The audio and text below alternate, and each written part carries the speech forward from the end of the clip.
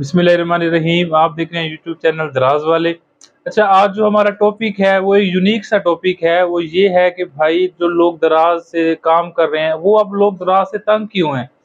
आखिर ऐसी कौन सी वजह है जिस बिहाव पर लोग जो है वो दराज का बाईकाट कर रहे हैं या दराज पर जो है वो काम नहीं करना चाहते? आप फेसबुक जाके स्क्रॉल करें, इंस्टाग्राम स्क्रॉल करें, खासतौर पर ट्विटर पे जो है वो आजकल ये ट्रेंड लोग चलाने के लिए तैयार हैं कि बाईकाट दराज, दराज को जो है वो हम बाईकाट कर रहे हैं, हम लोग दराज के ऊपर काम नहीं करना चाहते। अगर दराज हमारी जो शराइत हैं उनको कबूल करेगा देन जो है वो हम काम करेंगे। तो लोग तो यहाँ तक भी कह रहे हैं कि दराज को जो है आज हम इस मकाम तक जो है वो हमारी वजह से है। एज़ अ सेलर अगर मैं खुद अपना देखूँ, ठीक है, मेरा जो एक्सपीरियंस है वो काफ़ी हद तक दराज के साथ अच्छा गया है, ठीक है, क्योंकि हमने जो उसकी नेगेटिव पॉइंट्स है वो पहले ही पिकअप कर लिए थे, ठीक है। अब मैं आपके सामने मेन क्वेश्चन रखता हूँ कि लोग जो है वो दराज के बारे में कौन से क्वेश्चन जो है वो ज़्यादा डिस्कस कर रहे हैं। अब फेसबुक पेज के ऊपर मैंने, या आप जाकर देखें जो दराज का ऑफिशियल पेज है, तो आपकर वहाँ पर सिर्फ़ और सिर्फ़ बाईकाट की पोस्ट ही नज़र आएँगी, दराज बाईकाट, और कुछ भी नज़र आपको नहीं आएगा। तो मैं आपको क्वेश्चन बताऊँगा, जो क्वेश्चन दराज फेसबुक के ऊपर मैंने फेस किए, ठीक है, मेरी पोस्टें भी हैं वहाँ पे। तो लोग वो कहते हैं कि भाई आप तो बंदे ही दराज के हो।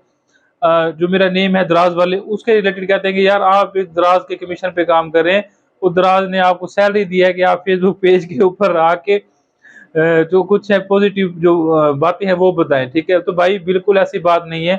ना ही मैं दराज वालों का कोई मेंबर हूँ, ना ही कोई है, ये हमारा अपना चैनल है, यहाँ पर दराज की रिलेटेड वीडियोज़ होती हैं, ठीक है? अच्छा, अब मेन क्वेश्चन्स के ऊपर आते हैं कि जो अवाम है वो कौन-कौन से क्वेश्चन कर रही है दराज को। अच्छा, अब एक क्वेश्चन था कि हमें डिलीवरी फेयर काफ़ी सारे आते हैं, हमारा सारा खर्चा वहीं पर चला जाता है, अब हम क्या करें? हम इस वजह से जो है वो बाईकाट कर रहे हैं। अच्छा, दूसरा क्वेश्चन आता है कि हमें रिटर्न जो है वो बहुत सारे आते हैं, हम इस वजह से वो बाईकाट कर रहे हैं। तो थर्ड क्वेश्चन है कि यार हमें जो है क्या कहते हैं, कमीशन काफ़ी ज़्यादा है दराज का, तो हम इस वजह से जो है वो काम नहीं करना चाहते, ठीक है। तो चौथा मेन क्वेश्चन क्या था कि कस्टमर के यहाँ जो है वो ऑर्डर्स नहीं पहुँचते, ठीक है, हमें क्लेम जो है वो एक्सेप्ट नहीं होते, कोई भेजते क्या चीज़ है और वापस क्या चीज़ आती है। एक क्वेश्चन तो ये था, ठीक है, और पाँचवाँ ये था कि इसका कैटेगरी में है बाइकआउट, उन्होंने काफ़ी कैटेगरी का कर दिया है, उनके लोगों के स्टॉक ज़ाया हो गए हैं, ठीक है। तो इससे रिलेटेड सारे क्वेश्चन थे जो मैंने अभी आपको डिस्कस किए हैं, ठीक है।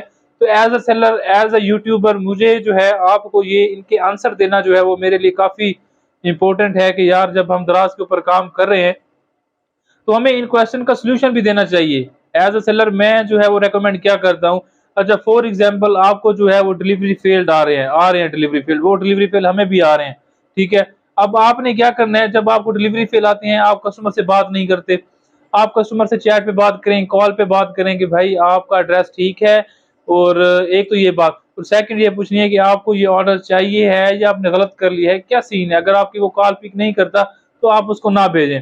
एक तो ये बात। सेकंड, डिलीवरी फेल से आपने कैसे बचना है? आपने भाई डिलीवरी फेल जब आपको हो गया, आप डिलीवरी फोल फेल को भी देखें।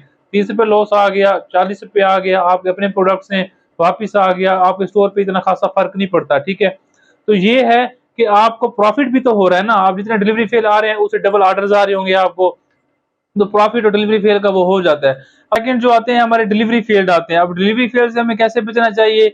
सिंपल प्रोसेस है कि यार आप एक तो चीज़ उन्हें अच्छी भेजें, और अच्छी भेजने से पहले आपको जो है वो एक वीडियो बना लेनी चाहिए शॉर्ट सी, ताकि जो है कस्टमर तक भी आपकी बात पहुँच जाए, ठीक है।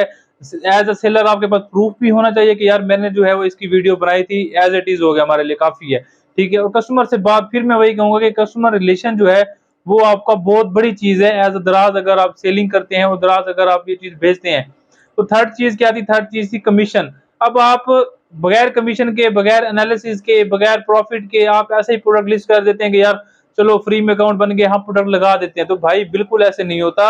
आपको जो है सबसे पहले अपना कमीशन जो है उसको देखना है।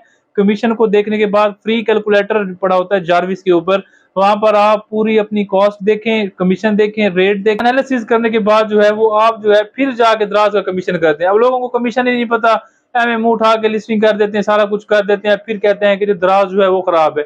तो आप पूरा फंडामेंटल एनालिसिस नहीं करते कि दराज़ जो है वो है क्या, और इसके ऊपर जो है वो काम किस तरीके से हम स्टार्ट कर सकते हैं, ठीक है। चौथी चीज़ ये थी कि यार हम भेजते क्या हैं, कस्टमर से वापस हमें क्या आता है। यार आप जब भेजते हैं तो सबसे पहले आपको चाहिए कि आपने जो है उसकी वीडियो बनानी है, प्रॉपर वीडियो बनाने के बाद भेजना है।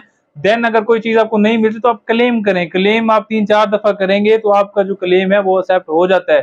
तो मेन चीजें आपको पता ही नहीं होती और आप ऐसे जो है दराज के ऊपर काम स्टार्ट कर देते हैं। और पांचवी चीज जो आपका मेन क्वेश्चन चल रहा था कि यार हमने जो है जो कैटेगरीज जो है वो रिस्ट्रिक्ट हो गई है, कैटेगरी के अंदर काम नहीं कर सकते। यार आप वो कैटेगरीज जो है रिस्ट्रिक्ट हुई है ना, बाकी लाखों कैटेगरीज पड़ी है, हजारों पड़ी है, कोई एक चूज करके उसके ऊपर काम कर सकते हैं या उस प्रोडक्ट के बंडल्स बना सकते हैं आप, ठीक है मेन चीज। तो उन प्रोडक्ट जो बंडल्स बनाए या उन कैटेगरी को छोड़ के दूसरी कैटेगरी में आप काम कर सकते हैं। अगर फिर भी लगता है कि आपको दराज के ऊपर काम करने की कोई वजूहत हैं या कोई क्वेश्चन है आपका, तो आप जो है कमेंट सेक्शन में पूछ सकते हैं। अगर वीडियो अच्छी लगी हो तो हमारे चैनल को जरूर सब्सक्राइब करें। अल्लाह हाफिज।